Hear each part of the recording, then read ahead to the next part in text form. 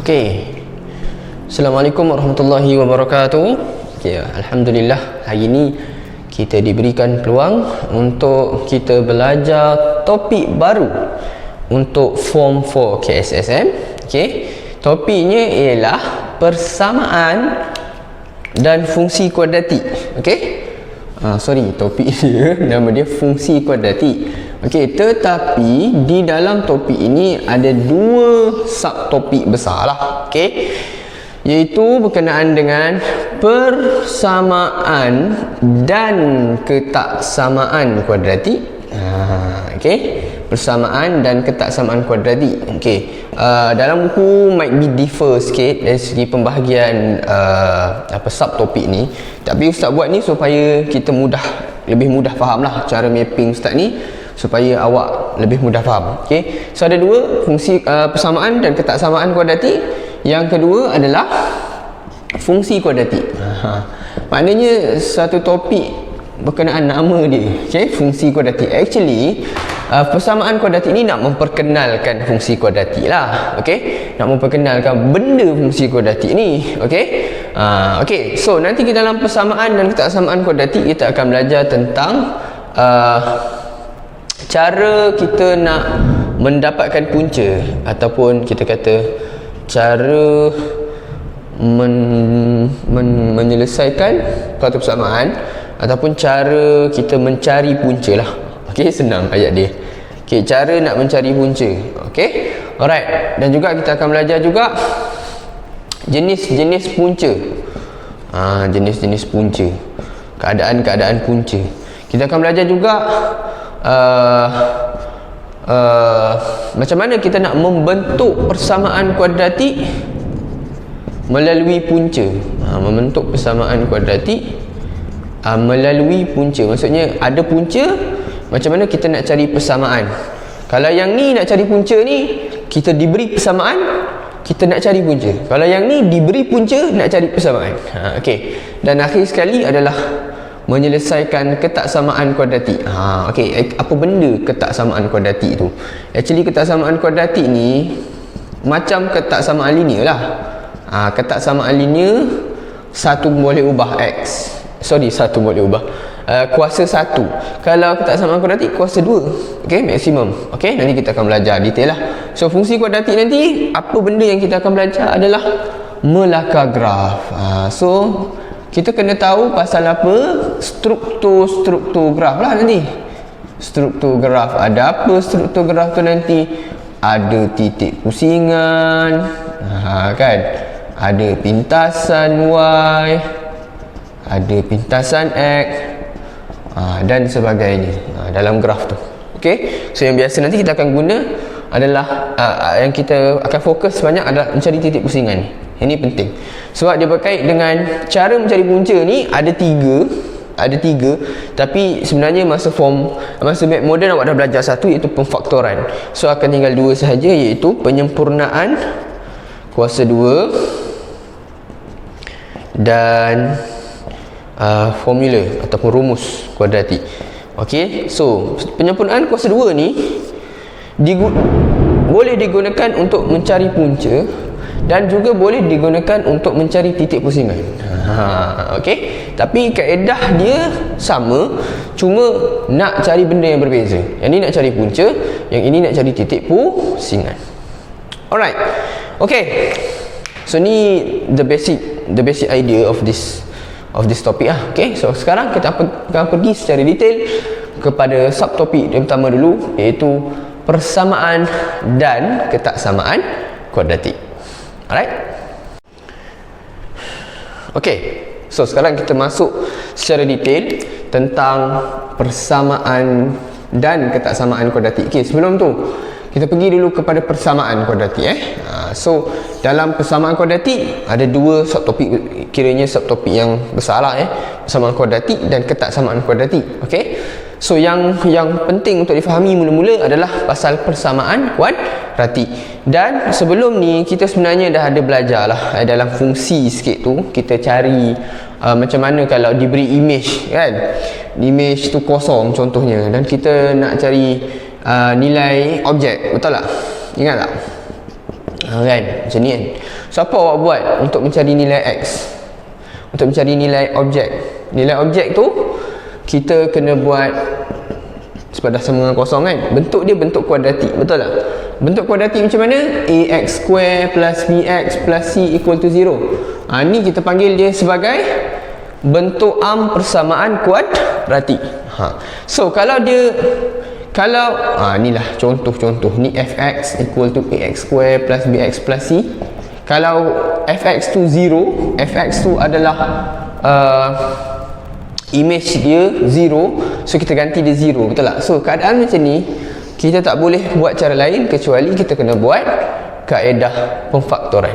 Okay, so x square 5 dan negatif 4, salah ni, 4x tolak 5 so negatif 5, okay, 5 1 5 negatif, okay, 5x negatif x, okay, alright.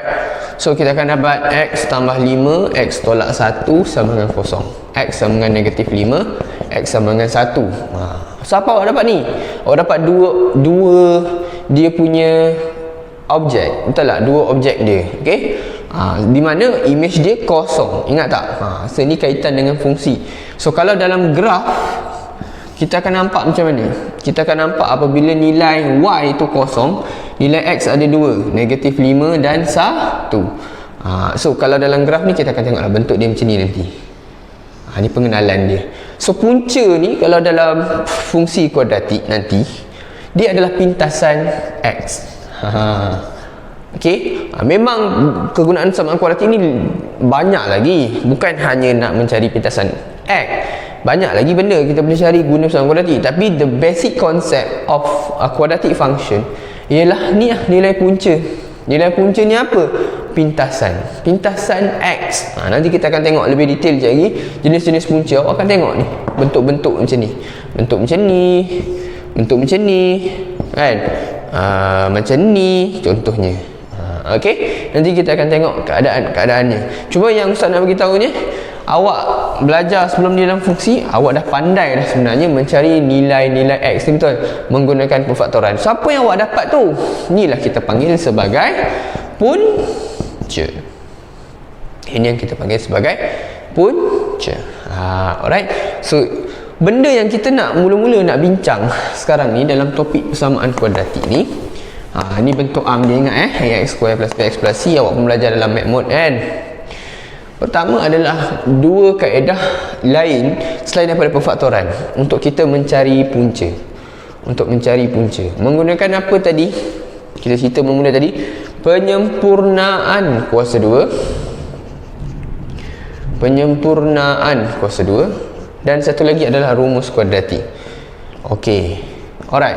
Penyempurnaan kuasa 2 ni ada pelajar yang akan pening bila dia guna penyempurnaan kuasa 2 untuk mencari punca, dengan satu lagi dalam fungsi kuadratik untuk mencari titik pusingan. Okey. So actually keadaan penyempurnaan kuasa 2 ni dia akan jadi bentuk macam ni. Bentuk macam ni. Okey. Bentuk macam ni. Okey, alright. Ustaz cerita dulu benda ni kalau dalam mencari titik pusingan ni maksudnya titik minimum atau titik maksimum. Titik minimum atau titik maksimum bagi sesuatu graf kuadratik. Okey. So kalau kita nak cari titik minimum atau titik maksimum ni, kita kena buat penyempurnaan kuasa 2 juga. Okey. Dan bentuk ini adalah bentuk terakhir dia, di mana kita akan dapat titik koordinat x dia ni negatif p, lepas tu y dia q. Macam tu. So kita kena buat penyempurnaan kuasa 2 untuk kita mencari keadaan akhir, okey, persamaan ataupun ungkapan terakhir dia macam ni, di mana daripada situ kita boleh ambil dia punya titik pusingan negatif p dan q. Nanti kita akan buat contohnya macam ni lah. Bila kita buat penyempurnaan kuasa 2, lepas kita buat penyempurnaan kuasa 2, kita dapat macam ni, x tolak 3 kuasa 2 tambah 9. So yang ini kita boleh ambil titik pusingan dia ialah 3 Negatif akan jadi positif positif akan jadi negatif untuk X. Y ni ambil je positif jadi 9. So kalau kita tahu graf dia macam ni contoh, di mana 3 kat sini, 3 kat sini, okey, 9 kat mana? Sini. Ni contoh lah ni. Okey, alright. So ni titik minimum dia. Maksud Ustaz tahu titik dia minimum sebab A dia ni lebih besar dari kosong, dia akan senyum. Kan kita dah belajar dalam, awak mungkin belajar dalam graf juga, dalam lakaran graf juga, dalam fungsi kuadratik McModern kan, ada belajar. Okey, alright. Okey, so sekarang ni untuk penyempurnaan kuasa 2 ni macam mana kaedah dia, macam mana kaedah penyempurnaan kuasa 2? Sebenarnya penyempurnaan kuasa 2 untuk mencari punca persamaan kuadratik ni tak berapa penting dalam exam, sebab kalau disebut memang nak penyempurnaan kuasa 2, memang dia nak, okey, contoh kuasa 2 tambah 4x tolak 5 sama kosong, yang macam tadi juga kan, yang kita guna perfaktoran tadi kan, okay? Cuma sekarang ni kita nak guna kaedah penyempurnaan kuasa 2. Okey, kalau guna kaedah penyempurnaan kuasa 2, awak kena buat bentuk macam ni, A X plus P kuasa 2 tambah Q dulu sama kosong. Okey, awak buat keadaan macam ni dulu. Okey, macam mana nak buat jadi kaedah macam tu? Okey, tadi Ustaz ada cerita kan, yang ini kita guna juga untuk cari titik pusingan. So yang ni pun awak boleh guna untuk mencari punca. So macam mana nak buat? Okey, tengok. Mula-mula dia nak A ada kat luar, betul tak? A ada kat luar. A ni apa? A ni perkali untuk X kuasa 2. Berapa perkali untuk X kuasa 2 tu? 1. So kita kena bawa keluar 1. Ada efek tak kat dalam? Tak ada efek pun. Okay, alright. So bila tak ada efek 1, okay, tak ada masalah lah. Okay, dia ibarat macam 1 dekat luar je, macam tu. Okay, alright. Kalau ada 2 contohnya, awak kena bawa keluar 2. Nanti kita tengok keadaan Okay, alright. So sekarang kita bawa keluar 1, tak ada masalah. So dekat dalam ni awak kena kembangkan. Apa bentuk kembangannya? Kembangannya bentuk macam ni. X kuasa 2 tambah BX tambah B per 2 kuasa 2 tolak B per 2 kuasa 2 tambah C. Okey, maksudnya macam ni. Awak kena tambah dalam ni B per 2 kuasa 2 tolak B per 2 kuasa 2. Itu maksud penyempurnaan kuasa 2 tu. Maksudnya macam ni. Kat dalam ni X kuasa 2 tambah B dia 4. 4X. Okey.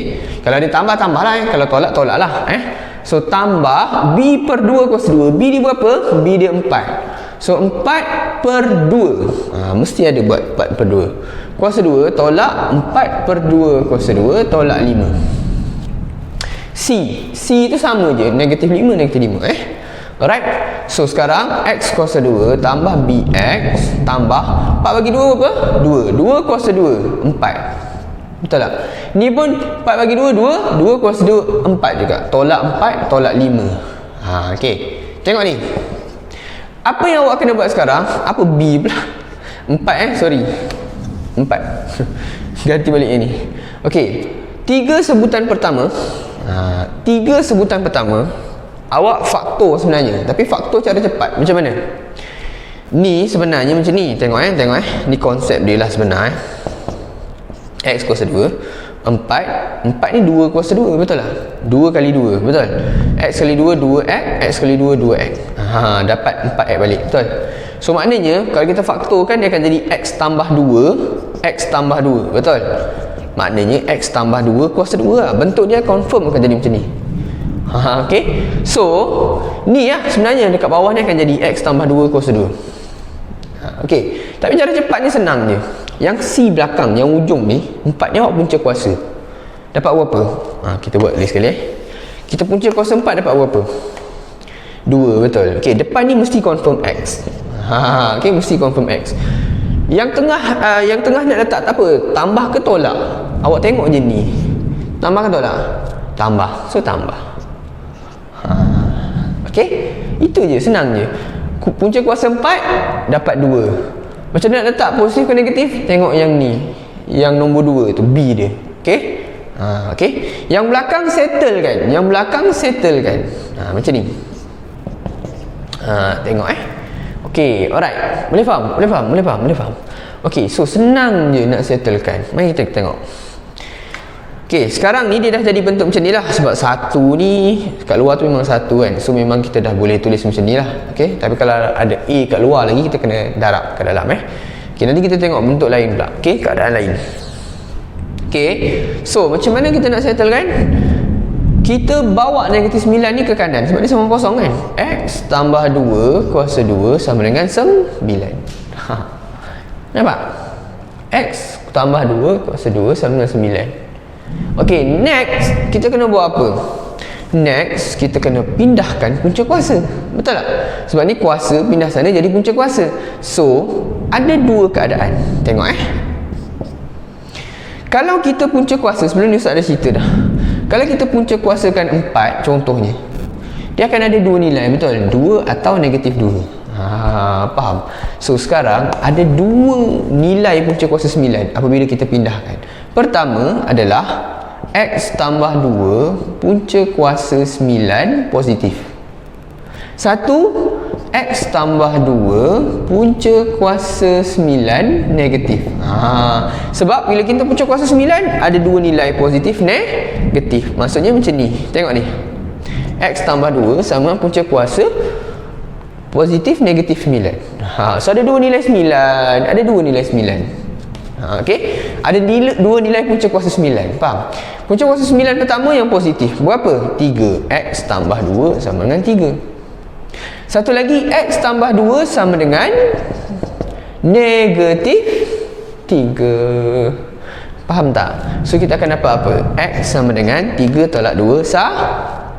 X sama dengan negatif 3 tolak 2 jadi negatif 5. Betul tak? Sama tak macam kita buat pemfaktoran tadi? Sama kan? Okey. Alright. Okey, so ni contoh yang pertama. So kalau kalau pemfaktoran kan senang, betul tak buat kan? Settle cepat. Ni satu lagi konsep nama dia penyempurnaan kuasa 2. Okey, kita buat satu lagi contoh.